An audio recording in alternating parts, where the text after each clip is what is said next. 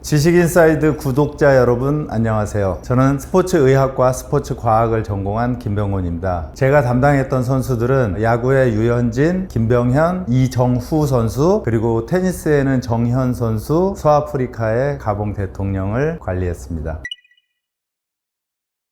앉아서 다리를 꼬거나 짝다리를 짚고 선다든지 이런 동작들이 골반을 틀게 만드는 중요한 원인이고요. 그 다음에 사람 몸으로 보면 근력이 너무 없어서 흐느적거리는 경우, 이런 경우들도 골반을 틀어지게 하는 주요한 원인이 됩니다. 그 다음에 이제 의자나 책상에 앉을 때 양발을 이렇게 올리고 앉는 경우들이 있거든요. 이런 경우는 별로 좋지 않아요. 이유는 앞바다리, 양반다리를 하게 되면 다리를 이렇게 벌려서 앉잖아요. 무릎이 이렇게 벌어지게 되면 바깥쪽에 있는 근육이 잡아당기면서 내전근이 느슨해지기 시작해요. 근데 이 내전근은 코어 근육하고 연결되어 있거든요. 그러다 보니까 여기가 늘어나면서 코어까지 늘어나서 척추가 불안정해지는 거죠. 반대로 무릎이 만약에 이렇게 모아져 있다 그러면 내전근이 강화가 되면서 코어에 힘이 생기거든요. 그래서 다리를 모으는 것만으로도 충분히 코어를 활성화시킬 수 있기 때문에 벌리는 것보다 모으는 게 훨씬 좋습니다.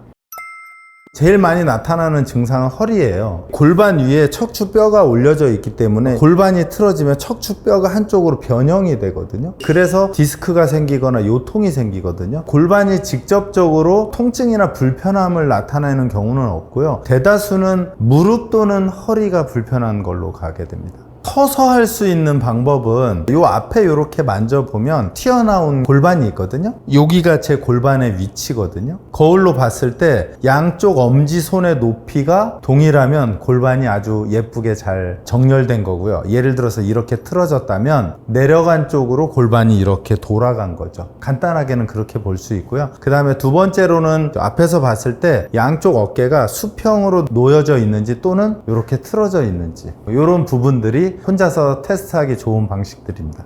의자에 바로 앉은 상태에서 다리를 올렸을 때 양쪽의 높이 또는 골반의 불편감, 이걸로 확인하시면 되고요. 왼쪽 다리를 위로 이렇게 올려 보시면 이 높이가 있거든요. 지면에서의 높이. 그 다음에 반대편을 이렇게 올려 보시면 여기가 저도 조금 낮을 거예요. 제 왼쪽 골반이 조금 굳어져 있어서 왼쪽이 오른쪽보다 조금 높아요. 그래서 만약에 골반이 틀어져 있는, 저도 마찬가지지만 올리는 순간 뻣뻣하고 불편함이 생겨요. 그래서 만약에 앉아 있을 때 다리는 꼬아야겠고 좀 더 건강했으면 좋겠다 그러면 불편한 다리를 꼬으시면 돼요. 이렇게. 골반을 교정하기 위해서는 내 근육의 어떤 부분이 짧아졌고 어떤 근육이 길어졌는지 확인하는 작업이 필요하거든요. 하나씩 확인하면서 체크해 보도록 하겠습니다. 무릎을 한쪽 무릎 구부려 주시고 양손으로 잡아주세요. 발목을 당기고 이 상태에서 쭉 펴보실게요. 이렇게 딱 폈을 때 우리 트레이너는 대략 0도에서 한 100도 정도 올라와 있거든요. 그러면 이 다리는 스트레칭 할 필요가 없습니다. 근데 만약에 왼쪽 다리를 이렇게 했는데 여기서 멈췄어요. 그러면 지금 오른 다리는 여기까지 왔고 왼 다리는 덜 갔기 때문에 이 다리를 오른쪽 다리만큼 스트레칭을 해서 만들어 주셔야 골반의 뒤쪽에서 잡고 있는 근육이 정렬이 되는 거죠. 그래서 교정을 한다는 건 오른쪽 왼쪽 또는 앞쪽과 뒤쪽을 따로따로 운동을 해야 몸이 돌아오게 된다고 생각하시면 될 것 같습니다. 좀 전에 이제 햄스트링 근육인데요. 이 햄스트링 근육이 왼쪽이 짧으면 이 상태에서 무릎을 펴주면서 호흡을 후 이렇게 뱉어주시는 거죠. 처음엔 이 정도밖에 가지 않겠죠? 반복하시는 거예요. 반복해서 어느 순간 오른쪽 다리만큼 갔다 스탑. 근데 만약에 오른쪽 다리만큼 갔는데 욕심을 내서 더 갔다 또 틀어지게 만드는 거예요. 그래서 오른쪽과 왼쪽을 계속 비교를 해서 동일한 위치까지를 보낸다라고 생각하셔야 돼요. 자, 반대로 이제 골반에 붙어 있는 근육 중에 허벅지 앞쪽 근육이거든요. 엎드린 상태에서 이렇게 스트레칭을 하시는 건데 팔로 잡기에는 좀 부담스럽거든요. 그러면 발목에 수건을 끼우시고 양쪽 잡아볼까요? 이 상태에서 당겨서 뒤꿈치가 이렇게 닿는다. 한쪽은 닿는데 반대쪽은 당겼는데 여기까지밖에 안 가요. 그러면 이 근육의 장력 때문에 골반이 틀어진 거거든요. 그러면 왼쪽을 닿을 때까지 당겨 보실게요. 후. 대략 10초 정도 당겨주시고 놓고 다시 한 번 더 후. 이렇게 해서 오른쪽이 닿았던 만큼 편하게 왼쪽이 닿으면 골반의 길이가 정 위치로 들어갔다고 생각하시면 될 것 같습니다. 고관절은 관절이고요. 골반은 여기에 이렇게 삼각형의 뼈, 얘를 골반이라고 하고요. 그 뼈랑 다리뼈가 연결되는 여기를 고관절이라고 해요. 일반적으로 이제 고관절에 문제가 있을 경우 피존 스트레칭이라고 하는 동작을 굉장히 많이 하거든요. 필라테스, 요가, 거의 모든 스트레칭에서 다 해요. 앞쪽 다리를 이렇게 구부린 상태에서 보통 피존 스트레칭을 하면 몸을 왼쪽으로 해서 그냥 그대로 이렇게 엎드려요. 그러면 무릎이 내 몸통 바깥으로 이렇게 나가거든요. 이렇게 하면 고관절이 충분히 늘어나지 않거든요. 어떻게 하시는 거냐면 구부러진 무릎 위쪽으로 왼쪽 어깨를 갖다 대시는 거예요. 이렇게 되면 고관절의 뒤쪽이 늘어나면서 고관절의 유연성이 확보되죠. 아마 이 동작이 잘 안 나오실 거예요. 이 동작이 안 나오면 고관절이 굳어서 움직일 때 충격을 흡수하지 못하니까 허리에 데미지가 오는 경우가 많고요. 그래서 이 스트레칭을 할 때는 내가 앞쪽으로 올린 이 무릎 그쪽을 반대쪽 어깨로 올라간다 생각하셔야 돼요. 그래서 이렇게 해주시면 스트레칭이 아주 잘 될 겁니다. 마찬가지로 양쪽 중에 지금 이쪽이 훨씬 더 잘 되죠. 우리 트레이너는 왼쪽 고관절이 오른쪽보다 부드러운 거거든요. 동작을 봤을 때 오른발이 올라왔을 때 전체적으로 좀 힘들어하고 조금 동작이 잘 안 나오거든요. 그래서 아까 말씀드렸듯이 오른쪽과 왼쪽을 따로따로 해서 불편하거나 아니면 움직임이 부족한 곳을 더 해주신다라고 생각하시면 돼요. 언제까지? 똑같아질 때까지 또는 비슷해질 때까지. 대신에 비슷함을 넘어서 더 많이 가면 반대로 틀어집니다. 꼭 기억해 주시고요.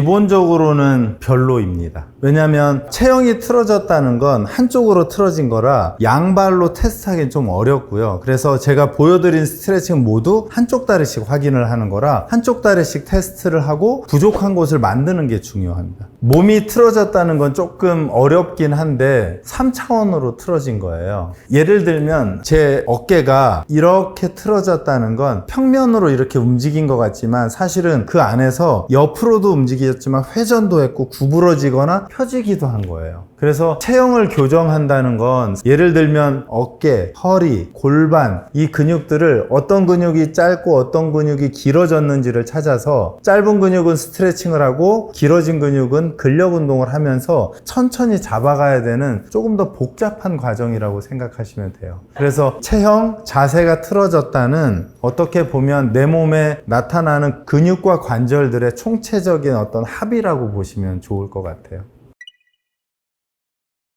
아무래도 노년기에 근력도 중요하고 유산소도 중요하거든요. 근데 이제 사람이 움직이기 위해선 기본적으로 근육이라는 게 필요하기 때문에 우선적으로는 근육이 필요하고 근육이 생기면 그걸 가지고 운동을 해서 유산소 능력이 커지는 거죠. 그래서 순서상 1번, 2번 이렇게 생각하시면 될 것 같아요. 나이 드신 분들에게 가장 중요한 근육은 사실 세 군데거든요. 걷기 위해서는 종아리, 허벅지, 엉덩이. 이 세 근육이 있어야 내가 바로 서고 바로 걷고 그 다음에 유산소 운동이 가능해지기 때문에 이 세 가지의 운동이 굉장히 중요하다고 생각하시면 될 것 같습니다. 다리의 근력 중에 첫 번째 중요한 것은 종아리 근육입니다. 이 종아리 근육이 강화되기 위해서는 뒤꿈치를 들어 올리는 동작이 중요하고요. 바로 선 상태에서 뒤꿈치를 최대한 높게 들어 올리고요. 그리고 처음의 자세로 내려옵니다. 여기서 주의하셔야 될 점은 발가락에 힘이 들어오는데 새끼발가락 쪽이 아닌 엄지발가락 쪽에 힘이 들어와야 하고요. 그 다음에 올라갈 때 조금 빠르게, 내려올 때는 조금 천천히. 그래서 속도로 하면 빠르게,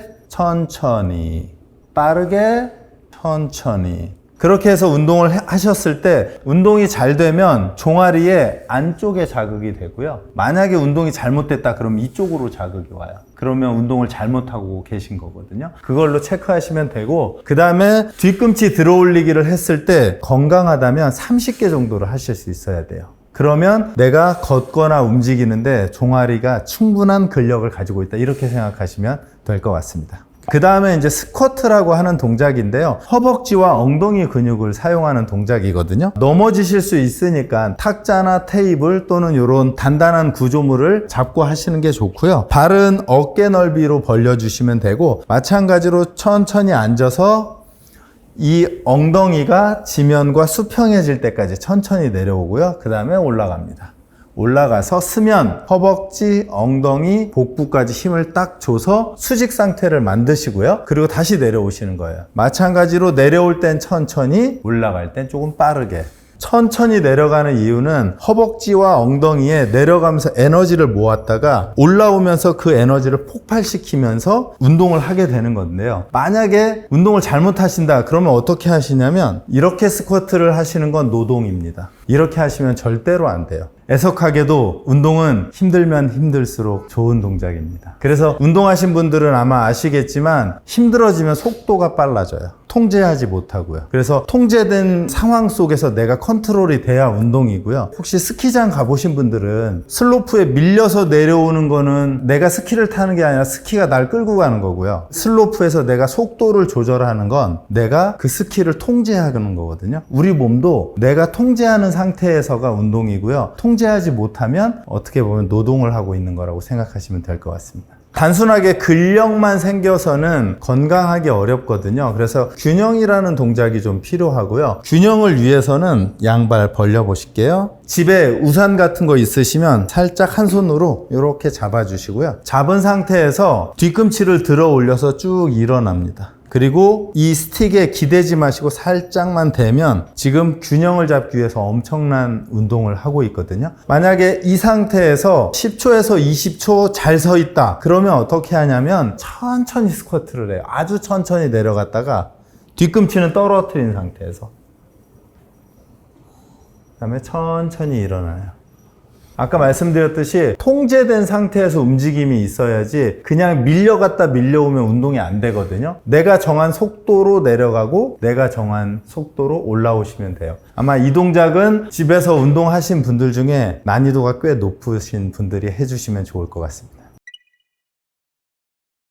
요새 골프, 테니스 많이 치고 좋아하시잖아요. 그런 스포츠들은 소모적인 스포츠거든요. 골프, 테니스 이런 스포츠를 하기 위해서는 그것을 채울 수 있는 근력 운동 형태를 같이 병행해야 된다? 이렇게 생각하시면 될 것 같아요. 그냥 이런 게 제일 안 좋죠. 나는 골프가 좋고 테니스가 좋으니까 그것만 계속 할 거야. 뭐냐면요, 돈 안 벌고 돈만 계속 쓰겠다는 거예요. 그래서 저는 운동하시는 분들한테 그러거든요. 만약에 골프를 치시면 90세까지 골프를 칠 수 있게 스트레칭도 하고 근력 운동도 하고, 테니스 치시는 분들 마찬가지, 배드민턴 치는 분들 마찬가지거든요. 그래서 이게 소비적인 운동이 있고 채워지는 운동이 있는데요. 일반적으로 스포츠는 소비되는 운동에 가깝고요. 스트레칭이라든지 폼롤러, 근력 운동은 내 몸에 좀 채우는 운동들이에요. 그래서 이걸 병행하시는 게 가장 좋을 것 같습니다.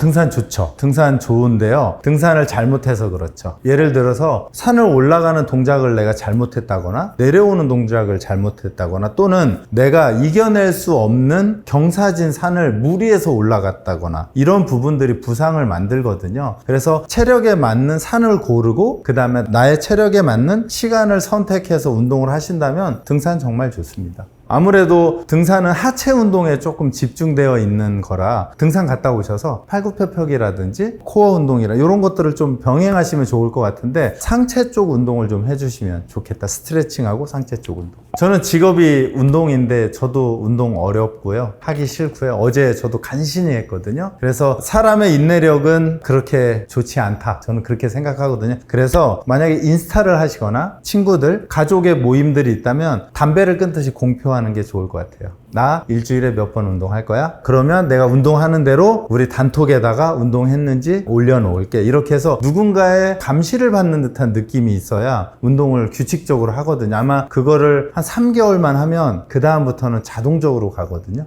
왜냐하면 대략 3개월의 기간이 사람의 습관을 바꾸거든요. 그 3개월의 기간 동안 친구, 동료 아니면 선후배들과 그룹을 만드는 거 저는 추천드려요.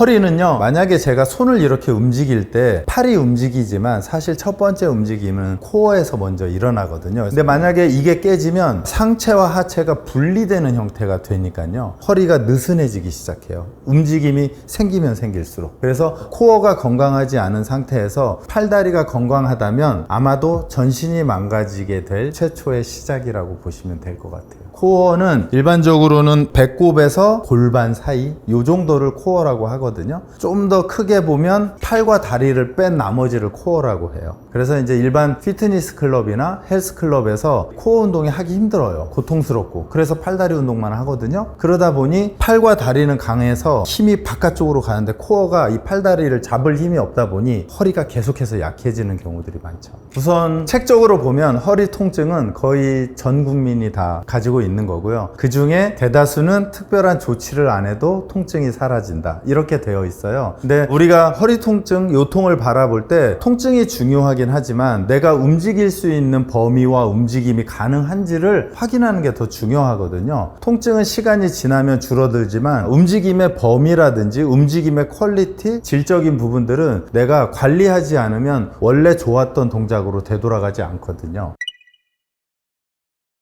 허리 통증이 있는 분들이 크게 두 가지로 나눌 수 있는데요. 어떤 분은 너무 근육이 없어서 유연하신 분들, 또 어떤 분은 너무 근육이 딱딱해서 움직임이 자유롭지 않은 분들 두 분류로 나눌 수 있거든요. 그러면 내가 어떤 부류에 속하는지가 더 중요할 것 같아요. 아무래도 너무 과하게 유연하신 분들은 근력 트레이닝 중심으로 좀 해주시면 되고, 반대로 딱딱하신 분들은 폼롤러나 스트레칭 같은 형태의 운동을 해주시는 게 훨씬 도움이 됩니다. 아주 간단하게는 옆으로 서서 팔을 이렇게 밑으로 내렸을 때 손끝이 바닥에 닿으면 허리 근육이 그렇게 딱딱한 편은 아니에요. 이런 분들은 스트레칭을 과하게 할 필요가 없죠. 근데 만약에 닿지 않고 대략 여기에서 손이 헤매고 있다? 그럼 이런 분들은 스트레칭이 많이 필요한 분이에요. 앉아서가 더 편하긴 한데요. 허리가 딱딱한지 확인하기 위해서 앉아서 팔을 앞으로 쭉 밀었을 때 손가락 부분이 발끝 정도에 닿으면 허리가 딱딱하지 않거든요. 정상이라는 거예요. 대신에 손을 앞으로 쭉 밀었을 때 이렇게 부족하다, 공간이. 그러면 스트레칭이 많이 필요하신 분이에요. 그 다음에는 앞으로 쭉 갔는데 이렇게 손목 이상이 넘어간다. 이것은 너무 유연하다는 거라 스트레칭을 하면 할수록 허리가 불안정해지면서 부상이 생길 가능성이 높은 거죠.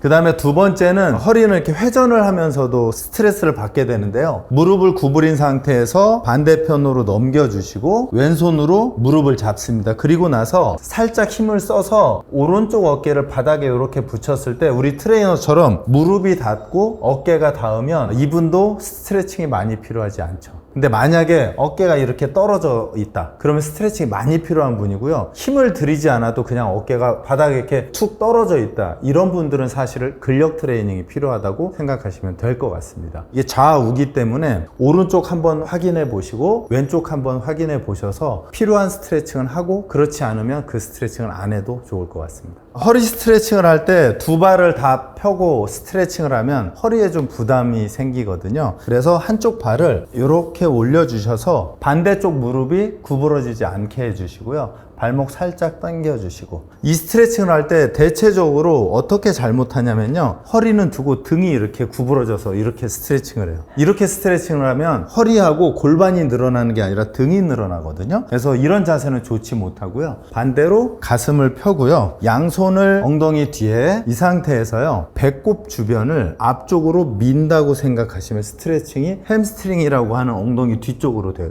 두 번째는 허리 아프신 분들이 허벅지 앞쪽과 뒤쪽이 타이트한 경우들이 있거든요. 무릎을 뒤쪽으로 당겨주시고 왼손으로 발목 잡아주시고 무릎을 뒤쪽으로 당겨주시면 돼요. 그때 허리가 앞으로 밀려나가면 안 되니까요, 코어를 호흡을 통해서 강하게 잡아주시고 엉덩이에 힘을 주시면 이 허벅지 앞쪽이 늘어나시거든요. 그렇게 스트레칭을 하시면 되고요. 마찬가지로 뒤꿈치가 엉덩이에 편하게 잘 닿는다, 스트레칭 필요하지 않습니다. 시간 낭비고요. 오히려 독이 되는 운동이기도 합니다. 마지막 동작은 아까 보여드린 동작인데요. 바로 누운 상태에서 한쪽 발 무릎 구부려 주시고 다리를 반대로 넘겨주시고 오른손으로 무릎을 잡아주십니다. 이 상태에서 본인의 손을 갈비뼈 쪽에 두시고요. 그 다음에 호흡을 하면서 이쪽을 쳐다보면서 왼쪽 견갑골을 지면에 눌러주시면 돼요. 10초 정도 스트레칭 하시고 이렇게 다시 후. 조금 전에도 설명드렸지만 무릎이 닿은 상태에서 반대쪽 어깨가 바닥에 너무 편하게 잘 닿는다, 그러면 할 필요 없습니다. 스트레칭은 요 정도만 하시면 허리 주변에 부드러운 건 거의 확보가 된다고 보시면 될 것 같습니다. 코어의 근력을 크게 한 3가지 정도로 구분할 수 있거든요. 갈비뼈에서 내려오는 팔이 움직이면서 내려오는 상지 복부가 있고요. 그 다음에 다리가 움직이면서 근력 운동이 되는 하복부 운동이 있고요. 그 다음에 상복부와 하복부와 만나서 회전을 하는 동작, 크게 3가지 정도를 생각하시면 될 것 같습니다. 자, 우선 팔이 움직이는 동작은요, 집에 있는 이런 밴드를 문고리 같은 데다 걸어 주시고요. 그 상태에서 양손을 잡으신 채 차렷 자세를 한번 하시면은요, 팔이 내려오면서 이 갈비뼈가 밑으로 내려오거든요. 이러면 상복부가 운동이 됩니다. 그래서 다시 원래 자세로 와서 90도 자세에서 팔을 내리면서 호흡을 후, 다시 제자리로 다시 한번 내릴게요. 후, 마지막 한번 후. 지금 훈련이 잘 된 트레이너도 엄청 떨리거든요. 보통 이제 여성분이나 남성 중에서도 팔이 얇으신 분들이 있거든요. 그런 분들은 이 상지에서 오는 근력이 약해요. 그러다 보면 이 갈비뼈가 좀 열려 있는 경우들이 있거든요. 그래서 이제 나이 드신 분들이 자꾸 몸통이 넓어지는 이유는 살이 찐 거보다는 그 늑간근이라고 저희 고기 먹으면 그 사이에 있는 근육이 느슨해지면서 통이 넓어진 거예요. 그래서 그 통을 좁히기 위해서는 지금처럼 팔이 움직이면서 코어를 잡아주시면 됩니다. 두 번째 운동은 다리가 움직이면서 근력 운동을 하는 건데요. 양 발을 들어주시고요. 든 상태에서 한쪽 발이 내려갔다 오는 겁니다. 천천히 내려갔다가 그대로 올려서 원래 위치로 다시 반대쪽. 이렇게 하면 다리가 움직일 때마다 하복부 근육이 운동이 되면서 아래쪽이 운동이 됩니다. 천천히 내려보시고요. 그 다음에 제자리. 오른발이 내려갈 때 왼발이 따라가지 않아야 골반이 고정이 되면서 허리에 부담을 줄여줘요. 양발이 동시에 움직이면 이 골반이 앞뒤로 기울면서 허리에 부담을 많이 주거든요. 그래서 이 동작을 기본 왕복 한 10개 정도 하시고 정말 근력이 좋아진다 그러면 15개, 한 20개 정도 하시면 아마 허리가 굉장히 강해지실 거예요. 물론 하시다가 약간의 불편함이나 통증이 있다면 멈추시는 게 가장 좋고요. 그 다음에 마지막으로는요, 아까 말씀드린 대로 상체에서 오는 상복부 운동을 했고 하복부 운동을 했으면 그 다음은 얘가 꼬이면서 운동이 되어야 해요. 그러면 보통 코어라고 하면 복직근이라고 하는 이 부분을 코어라고 생각하는데요. 정말 중요한 건 내외복사근이거든요. 근데 이 내외복사근은 회전이 될 때 사용돼요. 그래서 이 내외복사근이 약하면 아까 말씀드린 대로 갈비뼈가 자꾸 열리는 경향이 있거든요. 그걸 방지하기 위해서는 밴드를 잡은 상태에서 앞으로 나란히 해주시고요. 이 상태에서 어깨가 위로 올라가지 않게 하셔야 돼요. 이렇게 되면 코어 운동이 안 되거든요. 밑으로 내려서 겨드랑이를 팔로 딱 잡아주신다고 생각하고요. 런지 상태에서 오른쪽으로 회전을 하면서 호흡 뱉어주시면 허리가 얇아집니다. 그리고 제자리로 와주시고요. 다시 한번 후. 천천히. 가능하면 운동하실 때 체중은 앞쪽 발에 체중이 있을수록 좋습니다. 뒤로 도망가지 않게요. 그래서 운동은 15회 정도 해주시는 게 좋고요. 오른쪽 한 번, 왼쪽 한 번 해주시면 좋고요. 이 동작이 잘 되면 근육이 내 갈비뼈를 쫙 조이는 느낌이 나면서 아주 슬림해질 수 있습니다. 제가 두 가지를 설명드리면, 건강한 사람은 지금처럼 이렇게 매트에 누워서 한 30분 정도를 그냥 편안하게 누워 있을 수 있어야 해요. 근데 누웠는데 몸이 막 이렇게 지진이 난다? 그럼 몸에 뒤틀림이 있다는 거예요. 그래서 원래는 바로 자는 게 베스트고요. 허리가 아프신 분들은 바로 못 자니까 옆으로 주무시거든요. 새우잠. 그래서 새우잠을 자는 게 일반적으로 허리 아프신 분들이 선택하는 방식이죠. 이렇게 하면 허리에는 부담이 없어지는데요. 문제는 목이 떨어지면서 목과 어깨가 아파져요. 안 좋은 자세는 엎드려 자는 게 허리에는 제일 안 좋고요. 충격이 밑으로 가거든요. 엎드리면 이 척추가 앞쪽으로 전진을 하면서 스트레스를 받거든요. 그래서 보통 잘 땐 이렇게 안 자죠. 손을 이렇게 자게 되면 이 허리에 하중이 받아지면서 부담을 많이 주게 되거든요. 안 좋죠. 왜냐면 척추는 중립을 유지할 때 가장 좋거든요. 그 중립은 똑바로 서거나 앉았을 때 또는 누워 있을 때, 이때 가장 편한데요. 이게 구부러져 있으면 이 상태로 척추가 계속 굳어지거든요. 그래서 좋은 자세는 아니에요. 허리가 안 좋은 분들이 대다수가 엉덩이 근력이 약해요. 그래서 옆에서 서 있는 모습 보면 등과 엉덩이와 허벅지 뒤가 일자죠. 납작궁뎅이라고 하죠. 일반적으로 엉덩이 근력을 만들기 위해서 제일 많이 하는 운동들은 브릿지라고 하는 운동들이에요. 한번 들어보실게요. 내리시고, 이 동작을 제일 많이 하는데 아까 제가 말씀드린 대로 운동은 죄가 없어요. 그 운동을 잘못한 사람이 죄인 거죠. 예를 들어서 이렇게 지금 우리 트레이너가 지금처럼 운동을 하면 딱 엉덩이 근육만 사용되거든요. 근데 보통 코어는 엉덩이와 복부 근육을 동시에 써야 해요. 그렇다면 이 척추뼈를 엉덩이로 밀어 올리는 게 아니고요, 엉덩이는 받쳐주고 복근은 잡아서 같이 들어 올려야 건강해지는 거죠. 이해되셨나요? 그래서 이 복부에 힘을 주기 위해서는 호흡을 통해서, 아까 저희 팔 내렸던 운동 기억하시죠? 그렇게 해서 이 갈비뼈가 호흡을 뱉어 보실게요. 이렇게 하면 이제 척추가 강체가 된 상태고요. 이 상태에서 엉덩이에 힘을 주면서 그대로 들어 올리는 거예요. 그러면 엉덩이와 복부가 같이 자극을 받아요. 내려주시고요. 근데 아까 말씀드렸듯이 복부에 힘을 주지 않고 엉덩이로 계속 밀어 올리면 어떤 현상이 벌어지냐면요, 엉덩이는 강해지면서 허리가 약해져요. 이 두 개가 동시에 강해져야 하거든요. 그래서 순서는 다시 한번 호흡 뱉어서 복부의 근육을 꽉 잡아두고 엉덩이를 밀어서 들어 올리시면 돼요. 근데 만약에 이렇게 했는데 복부에는 자극이 없고 엉덩이만 자극이 있다, 그러면 호흡을 좀 더 강하게 뱉어서 복부 근육을 좀 수축시켜야 합니다.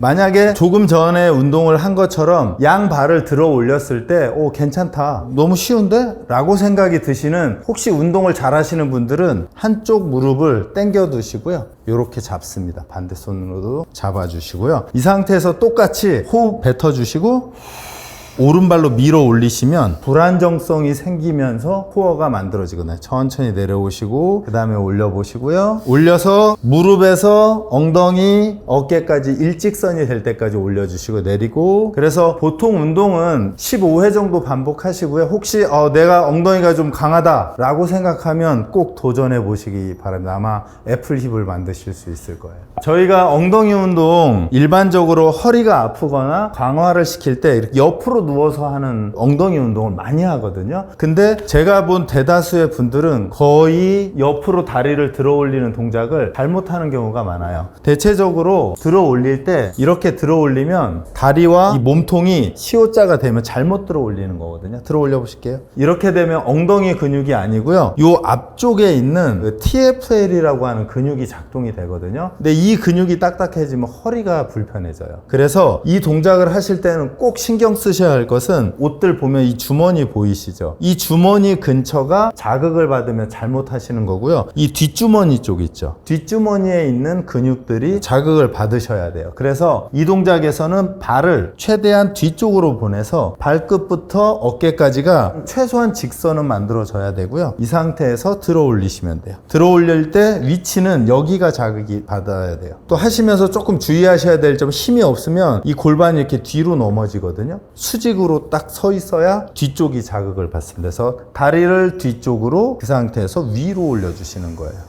이렇게 해서 이 동작도 10회에서 15회까지 해주시면 도움이 되실 겁니다. 우선 뒤꿈치 들어 올리는 동작이 허리에 굉장히 중요합니다. 이유는 사람이 걷거나 움직일 때 발목이나 고관절에서 충격 흡수를 해줘야 하거든요. 근데 이 뒤꿈치 들어 올리기가 잘 안 되면 발목에서 충격 흡수가 잘 안 돼요. 그러면 그 충격은 허리 쪽으로 갈 수밖에 없거든요. 그래서 그 뒤꿈치 들어 올리기는 결국에는 제2의 심장이라고 하는 종아리의 근력을 말하는 거거든요. 이 뒤꿈치 들어 올리기 동작이 간접적으로 허리의 건강을 지키는데 중요한 동작입니다. 그 다음에 한발서기 동작은, 보통 사람이 두 발로 서면 제 벨트 보이시겠지만 이 벨트가 수평으로 있거든요. 근데 다리를 들어 올리는 순간 얘가 올라가거나 밑으로 이렇게 떨어져요. 이렇게 되면 골반이 무너지면서 그 위에 있는 허리도 한쪽으로 치우치게 되거든요. 하지만 한 발 들기를 잘 하는 분은, 지금 제 벨트 라인 보이시죠? 제가 두 발로 서 있을 때나 한 발을 들어 올려도 이 선을 그대로 지킨다는 건 코어가 강력하다는 뜻입니다. 그래서 이 동작이 잘 되면 다리와 코어의 협업이 잘 되는 거고, 코어의 안정성이 좋아서 허리의 부상을 줄일 수 있습니다. 보통 저희가 사람이 살 때 근육이 움직이지 않고 일을 하는 경우가 있고요, 근육이 짧아지면서 일을 하는 경우가 있고, 근육이 길어지면서 일을 해요. 근육이 멈춘 상태에서 일을 하는 건, 아마 여러분들 학교 다닐 때 매달리기 하면 매달려 있잖아요, 그렇죠? 근데 제가 움직여요, 안 움직여요? 일을 하고 있죠. 얘가 운동의 최고 기본적인 동작이에요. 그 다음은 피트니스 센터에서 만약에 바벨을 들어 올려요. 들어 올리면 근육이 짧아지면서 일을 하거든요. 이게 이게 두 번째 강도예요. 그 다음에 세 번째는 들어 올렸다가 내려놓을 때는 근육이 늘어나면서 운동을 해요. 얘가 가장 강력한 3단계 운동이에요. 근데 플랭크를 30초 하면 멈춘 상태로 계속 하는 거예요. 그러면 진도가 안 나가겠죠? 왜? 운동 강도가 안 올라가니까. 그래서 제가 이걸 설명할 때는 저희가 알파벳 공부하는데 ABC 끝난 거예요. 그 다음날도 ABC, 그 다음날도 ABC. 하긴 하지만 발전되지 않기 때문에 플랭크를 멈춘 상태로 30초 하는 건 가장 기초적인 운동만 계속 반복하고 있는 거죠. 시간 대비 효과가 거의 없다고 보시면 될 것 같아요. 주로 한국인들이 의자가 아닌 바닥에서 생활을 하면서 앞바다리라고 하죠. 양반다리. 그 양반다리를 하는 동작들이 허리 부상을 일으키는 주요 원인 중에 하나입니다. 그리고 쪼그려 앉는 습관, 이런 것들이 허리를 많이 구부러지게 하면서 부담을 줄 수 있는 동작들입니다.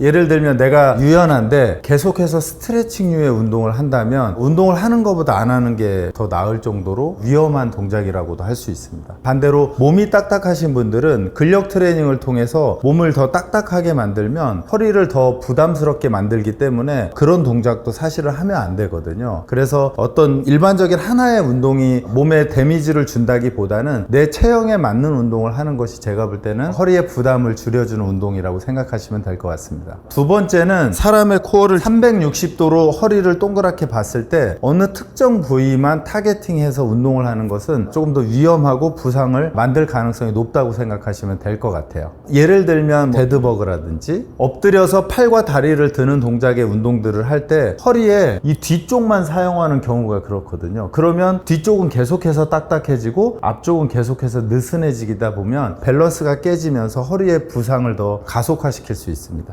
등산과 골프를 비교한다면 허리에 더 안 좋은 건 골프가 되겠어요. 왜냐면 골프를 치면 한쪽 방향으로 계속 회전을 하다 보니까 몸이 한쪽으로 틀어지게 되어 있거든요. 그러면 이게 디스크를 만들어낸 원인이 되거든요. 그래서 골프 선수들도 그렇고 골프를 즐기시는 분들도 오랫동안 즐기시기 위해서는 그 틀어진 몸을 바로 잡아주는 운동들이 필요한 거죠. 예를 들면 왼쪽으로 스윙을 했다면 내 몸을 오른쪽으로 돌리는 스트레칭이나 가벼운 운동들이 내 몸을 올바르게 만드는 그런 동작들이라고 보시면 될 것 같습니다. 보통은 병원의 역할과 그 다음에 운동의 역할을 조금 구분해 볼 필요가 있는데요. 병원에서는 이 급성기의 통증을 잡기 위해서 주사를 맞는다든지 수술을 한다든지 시술을 하게 되거든요. 그거는 통증을 잡겠다는 거고요. 통증이 잡았다고 움직임이 좋아지진 않거든요. 그래서 움직임을 개선하기 위한 예를 들어 스트레칭이라든지 근력 운동이라든지 이런 것들이 차후에 같이 이루어져야 됩니다.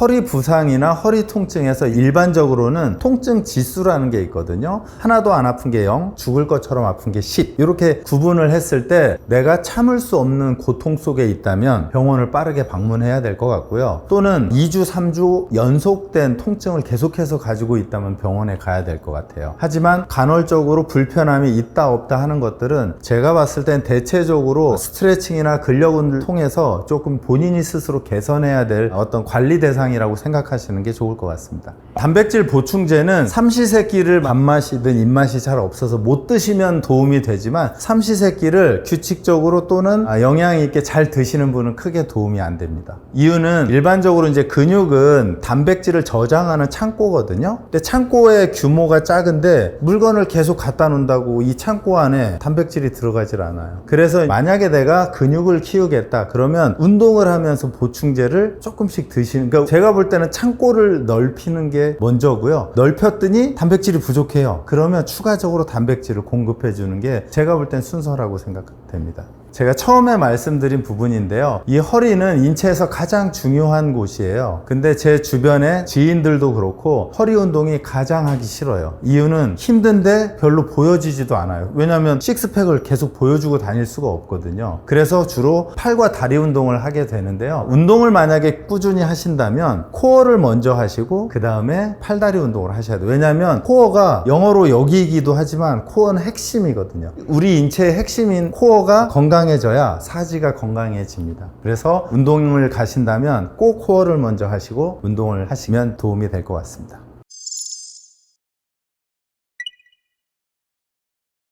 가장 간단한 방법은 옆으로 이렇게 돌아서 거울을 봤을 때 손을 이렇게 들잖아요. 그러면 몸통에서 제 손끝이 수직으로 올라가 있으면 어깨에 큰 문제는 없다, 이렇게 생각하실 수 있어요. 만약에 팔을 들었는데 여기밖에 못 올라가면 문제가 있겠죠. 또는 여기밖에. 그래서 이 높이로 어깨에 문제가 있는지 없는지를 아주 간단하게 확인할 수 있습니다. 어깨 운동을 하기 전에 만약에 운동을 진행한다라고 보면 폼롤러하고 스트레칭하고 근력 운동하고 순서는 이렇게 진행하시는 게 가장 좋습니다. 어깨가 굳어지면 가장 많이 딱딱해지는 곳이 겨드랑이 사이하고요, 어깨 뒤쪽이거든요. 그래서 폼롤러를 쓴다면 그 두 곳을 밀어주시는 게 좋고요. 그래서 그거는 손의 위치로 하시는 게 좋아요. 예를 들어서 손바닥이 지면을 향해 있으면 겨드랑이 사이를 폼롤링 하는 거고요. 그 다음에 손등 쪽으로 이렇게 넘어가면 어깨 후면부를 하는 거죠. 그래서 한 번씩 해보실게요. 손바닥에서 이렇게 밀어서 겨드랑이 사이에 가장 딱딱하고 아픈 부위를 찾으면 그곳을 지속적으로 밀어주시는 거예요. 아픈 곳을 피하고 편한 곳을 하면 도움이 안 되고요. 아픈 곳을 찾아서 그 아픈 곳이 편해질 때까지 반복하시는 게 중요해요. 그래서 이렇게 하면 손바닥을 지면으로 댔기 때문에 겨드랑이 사이가 아마 부드러워지셨을 거고요. 그 다음은 뒤로 이렇게 몸을 살짝 넘기고 손등이 바닥을 향한 상태에서 밀게 되면 어깨 뒤쪽이 이완되죠. 그래서 이렇게 폼롤러를 하고 스트레칭을 하셔야 스트레칭을 가볍게 해도 근육이 편안하게 늘어납니다. 그냥 바로 늘리면 통증이나 불편감이 생길 경우가 많거든요. 폼롤러에서 누워서 주무시는 거 아니고요. 이렇게 문질러 주시면 됩니다. 어깨 스트레칭은 아주 간단한 거는요, 이렇게 무릎을 꿇고 엎드리신 상태에서 이렇게 책상 다리를 네모나게 또는 디귿자 모양으로 엎드린 상태에서요, 엉덩이를 뒤로 앞으로 손을 더 밀어보시고 이 상태에서 앞으로 밀어주시면 돼요. 그래서 엉덩이부터 어깨를 통과해서 손끝까지 일직선을 만들어 주시면 좋고요. 혹시라도 이 동작을 할 때 어깨가 아프시다면 손등을 바닥으로 하시면 조금 편해지세요. 부딪히는 공간을 피할 수 있거든요. 그래서 이 상태에서 체중을 뒤쪽으로 오면서 이렇게 스트레칭을 해주시면 가장 편안하게 스트레칭을 할 수 있습니다. 그 다음에는 이제 어깨 다치신 분들의 대다수는 샤워하실 때 손이 등 뒤로 잘 못 올라가거든요. 그래서 등이 손이 안 닿는 부위가 커지죠. 그게 이제 회전근개가 손상되거나 딱딱해지면 그렇게 되거든요. 만약에 오른쪽 스트레칭을 한다면 왼손을 올려주시고 수건을 이렇게 잡아주세요. 그래서 팔꿈치 내려주시고 오른손으로 이렇게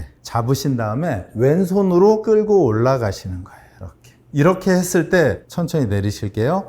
만약에 어깨 뒤쪽이나 옆쪽이 늘어나는 느낌이면 좋은데요, 어깨 앞쪽이 통증이 생긴다, 그럼 이 동작은 안 하셔야 돼요. 처음에 엎드렸던 동작으로 다시 가셔야 돼요. 왜냐하면 이 동작은 약간 고난이도거든요. 그래서 이 상태에서 밀고 이렇게 올라가 주시는 거예요. 그랬다가 내려오시고요, 다시 후. 그래서 이 동작은 아마도 골프를 치시거나 테니스, 배드민턴, 탁구 같은 것들을 하시는 분들이 어깨에 불편함이 있으면 아마 이 동작이 도움이 많이 되실 겁니다. 저희 트레이너가 들기엔 좀 작은 물이긴 한데요, 대략 한 1리터 정도의 물을 들고 양손에 잡아주시고요, 그 다음에 팔을 좌우로 나란히 해서 여기에 근력을 만들어 주시는 거예요. 내려주시고요, 회전근개가 손상이 되면 어깨의 삼각근이라고 하는 이 근육이 위축이 되면서 승모근이 과하게 발달을 하게 돼요. 그래서 팔을 들어 올렸을 때 들어 올려 보실게요. 여기가 아니고 여기가 아니고 여기가 자극이 될 수 있도록 내려주시고요, 다시 올리실게요. 여기입니다. 그래서 느낌은 겨드랑이 사이가 벌어지는 느낌이어야 돼요. 겨드랑이 사이가 벌어졌다가 다시 처음의 자리로 내려오고. 그래서 운동을 할 때 보통 이렇게 엄지손가락이 위로 올라가는 동작이 조금 더 쉽고요, 손등이 위로 올라가면 조금 더 어려워져요. 그리고 극상근이라는 곳에 자극이 훨씬 많이 가니까요, 처음에는 엄지손으로 하고 그 다음에 손등 이렇게 뒤집는 동작은 조금 위험해서 요거는 추천드리지 않아요. 그래서 처음 시작은 엄지손이 위로 간 상태. 그래서 저희가 이거를 뭐 영어로는 풀캔, 얘를 엠티캔, 캔을 비운다. 그래서 풀캔 동작으로 하고 좀 편해진다라고 하면 손등까지 하면 이게 사이드 레터럴 레이즈가 되거든요. 이런 동작으로 해주시면 되겠습니다. 두 번째 운동은 회전을 하는 운동인데요, 양 발 사이에 체중을 두시고요, 밴드를 잡아주신 상태에서 손등을 저 있는 쪽으로 이렇게 당겨주십니다. 그러면 어깨 뒤쪽이 자극을 받거든요. 대신에 보통 회전 운동을 하실 때 어떤 실수를 하시냐면 지금 보이시면 여기만 운동이 돼요. 요거는 어깨 후면부만 운동을 하거든요. 이렇게 되면 견갑골이 몸쪽에서 떨어지면서 운동을 잘못하다 보니까 오히려 승모근이 발달하거나 어깨가 불편해질 가능성이 있어요. 꼭 주의하셔야 될 점은 팔이 움직이기 전에 견갑골이 몸통 쪽으로 붙어주면서 이렇게 회전하셔야 돼요. 천천히 왔다가 견갑골이 먼저 움직이고 팔이 따라오는 거예요. 그렇게 하셔야 견갑골이 몸에 붙어서 안정화가 생기고 어깨 근육이 따라가게 되니까 순차적인 운동이거든요. 특히 야구 선수, 골프 선수, 라켓 스포츠 하는 선수들 절대 이렇게 하면 안 됩니다. 그러면 견갑골이 바깥쪽으로 떨어지면서 불안정해지면서 어깨 부상이 가속화돼요. 그래서 옆으로 드는 운동, 그 다음에 바깥쪽 운동, 그 다음은 안쪽 운동이 되겠죠. 안쪽 운동을 할 때는 반대로 등이 완전히 펴진 상태로 견갑이 앞으로 몰려 있으면 앞쪽 운동이 잘 되지 않거든요. 등을 완전히 펴서 팔만 움직여주세요. 그렇죠. 당기고, 그렇죠. 마찬가지로 당길 땐 조금 빠르게, 놓을 땐 천천히. 비율은 1대 2가 됩니다. 1대 2. 견갑골을 뒤쪽에서 완전하게 잡은 상태에서 움직여 주시는 게 중요합니다. 이 몸통이 흔들리시면 어깨 운동이 정상적으로 되지 않습니다. 어깨 부상을 악화시키는 스트레칭은 스트레칭 되는 부위를 확인하시는 게 중요할 것 같아요. 조금 전에 말씀드린 대로 대체적으로 어깨가 불편하신 분들은 겨드랑이와 어깨 뒤쪽이 짧아지거든요. 그래서 만약에 어떤 스트레칭을 하든 겨드랑이와 어깨 뒤쪽이 늘어나는 느낌이 나면 좋아요. 한데 스트레칭을 했는데 대체적으로 어깨 앞쪽 또는 어깨 위쪽에 찝히는 느낌이 난다면 그 스트레칭은 피하셔야 돼요. 그게 아무리 좋은 스트레칭이라도요.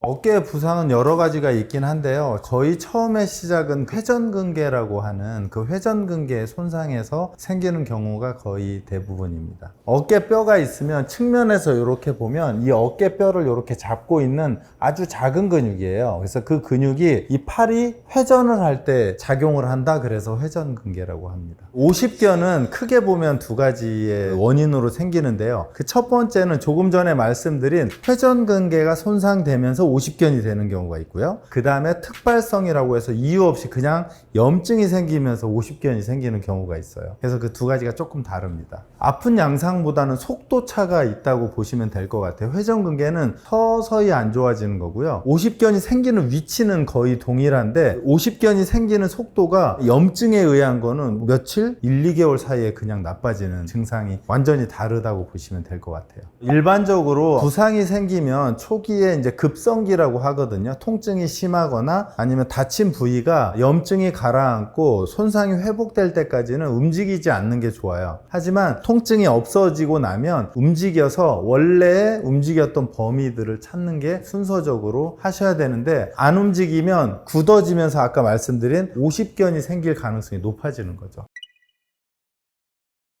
우리 몸의 승모근은 세 가지로 나누어져 있어요. 상승모근, 중승모근, 하승모근. 그래서 이 승모근은 물론 이 앞쪽에 있는 다른 구조물과 협업을 해서 이 견갑골을 몸통에다 딱 붙이는 역할을 해요. 근데 이 견갑골 자체는 회전축이 있는 관절이 아니어서 이 세 개의 근육의 힘의 균형이 맞지 않으면 이 견갑골이 올라가기도 하고요. 이렇게 앞으로 밀리기도 하고요. 밑으로 이렇게 떨어지기도 하고. 이 떨어짐은 바로 목하고 연결되어 있으니까요. 목의 불편함과 등의 불편함, 어깨의 불편함을 만드는 중요한 원인 중에 하나가 됩니다. 보통 승모근이 편해지려면 이 견갑골이 밑으로 떨어져야 되거든요. 그러려면 여기에 있는 근육이 강해져야 돼요. 하부와 중부가. 그러면 이 견갑골을 모을 때 그냥 수평으로 모으는 게 아니고요. 이렇게 대각선 밑으로 모아지는 느낌이죠. 힘 빼보실게요. 이렇게 뺀 상태에서 모은다면 당겨 보실게요. 당겨서 이렇게 잡아주는 거예요.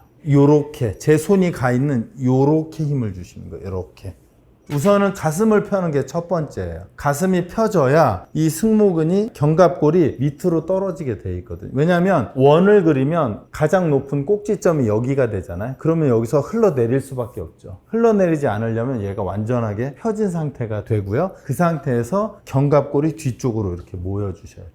그렇게 되면 상승모근의 스트레스는 줄어들고 하승모근이 발달하면서 밑으로 당겨주는 역할을 하게 됩니다. 자세이면서 상승모근의 경직을 억제하는 운동이라고 보시면 돼요. 견갑골을 모아주는 동작을 하는 조금 난이도 있는 동작은 양팔 좌우로 나란히 상태에서 뒤쪽으로 모아주는 동작이에요. 모아줄 때 아까 말씀드린 대로 견갑골이 서로 모이면서 밑에 방향으로 떨어지는 거죠. 이렇게 천천히 제자리로.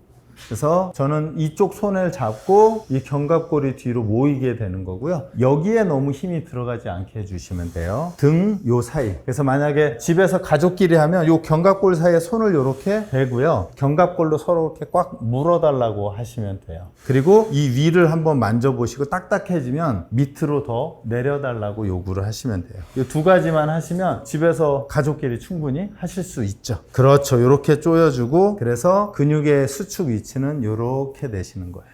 상, 중, 하 이 세 개의 근육이 완벽한 하모니를 이루어야 돼요. 서로 잡아당기는 텐션이. 예를 들어서 우리가 목이 아파지는 건 이 견갑골이 위쪽으로 올라간 거거든요. 그럼 아까 제가 상, 중, 하라고 말씀드렸을 때 이 하부 승모근은 힘이 없어지는 거고 상부는 잡아당긴 거니까 둘의 힘의 균형이 깨진 거예요. 지금 이 상태가 두 근육의 사이에 아주 균형이 잘 잡힌 거죠. 그래서 균형은 이 견갑골을 사이로 상부 승모근과 하부 승모근이 얼마나 적절하게 자기의 힘을 그대로 가지고 있느냐가 중요한 거죠. 보통 상승모근에 마사지를 많이 받죠. 뭉치고. 근데 이 상승모근이 뭉치는 가장 큰 이유 중에 하나는 라운드 숄더예요. 이렇게 되면 상승모근이 엄청 스트레스를 받거든요. 왜냐하면 머리가 앞으로 나가는 것을 잡아야 하거든요. 물론 상승모근 뿐만이 아니라 견갑거근이라는 것도 있긴 하지만 그래서 이 동작을 바로 세우는 것만으로도 상승모근의 강직, 딱딱해짐을 최소한 50% 이상 막을 수 있어요. 어깨를 내리고 요 견갑골을 모으는 동작. 아마 집에서 한번 해보시면 부부끼리 아니면 자녀랑 구부려서 여기 이렇게 한번 만져보시고요. 쫙 펴서 만져보시면 완전히 다른 사람의 상승모근이에요. 그래서 상승모근이 딱딱해지는 걸 이렇게 마사지로 푸는 건 잘못 없는 애를 계속 때리는 거랑 똑같아요. 잘못이 없어요. 왜냐하면 등만 펴주면 얘는 안 딱딱해지거든요.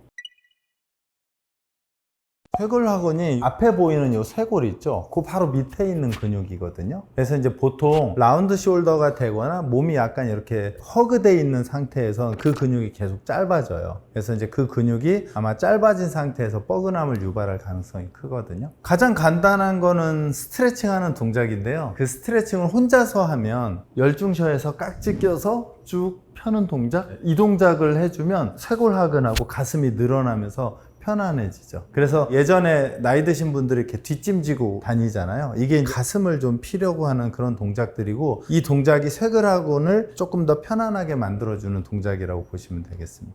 보통 마사지는 누르는 거에서 시작되니까요. 손으로 이렇게 눌러도 마사지고 폼롤러로 해도 마사지고 누르는 것 자체가 다 마사지이긴 해요. 마사지가 일시적인 효과를 가질 수밖에 없는 거는 근육이 짧아진 걸 누른다고 길어지진 않거든요. 그래서 만약에 마사지나 폼롤러를 했다라고 하면 바로 스트레칭까지는 최소한 가셔야 되고 그거보다 조금 더 한 단계 가면 그 주변에 가벼운 근력 운동을 통해서 근육의 길이와 힘을 갖게 해주는 게 필요합니다. 그래서 보통 마사지샵 많이 다니시죠. 받고 계단 내려오면 원위치 되거든요. 이게 유효기간이 짧아서 그래요. 그 유효기간을 늘리려면 최소한 스트레칭, 가벼운 근력 운동까지 하셔야 최소한 하루, 이틀까지 가게 되는 거죠. 그래야 건강을 더 지킬 수 있습니다. 쇄골하근이나 앞쪽을 조금 근육을 살려주기 위해서는 이렇게 테이블이나 벽에 기댄 상태에서 팔굽혀펴기를 하시면 좋거든요. 그래서 내려갔을 때 가슴이 바닥에 살짝 닿았다가 처음의 자세로 올라오시면 좋죠. 한번 해보실게요. 천천히 내려갔다가 올라오시고요. 5개만. 그래서 폼롤러 하시고 뒤로 깍지 껴서 스트레칭 하시고 팔굽혀펴기까지 하시면 최소한 유효기간이 하루 이상 가죠. 그래서 마사지만 하고 끝내는 거는 유효기간이 너무 짧아서 투자 대비 좀 아깝다라고 생각하시면 좋을 것 같습니다. 기본적으로 운동 어렵습니다. 그리고 힘듭니다. 저도 3번은 쉽지 않고 2번 하는 것도 너무너무 어렵거든요. 근데 저희가 나이를 먹으면서 조금 더 건강하게 지내기 위해서는 아까 말씀드린 투자가 필요하고 그 투자를 한 번에 많이 하는 건 어렵거든요. 그래서 처음에는 가까운 피트니스 클럽이나 짐에 출근 도장 찍듯이 일주일에 1번이든 2번이든 가시는 거고요. 그 가는 게 자연스러워지면 스트레칭 한번 해보시고 그 다음에 옆에 있는 조그만 아령 한번 들어보시고. 그래서 보통 운동을 실패하는 가장 큰 이유는 시작하자마자 너무 원대한 프로그램을 짜서 그래요. 그냥 처음엔 스며들듯이 천천히 피트니스 클럽에 가는 게 조금 더 자연스러운 생활 환경을 만들어 주시면 조금 더 운동을 편안하게 하실 수 있을 것 같습니다.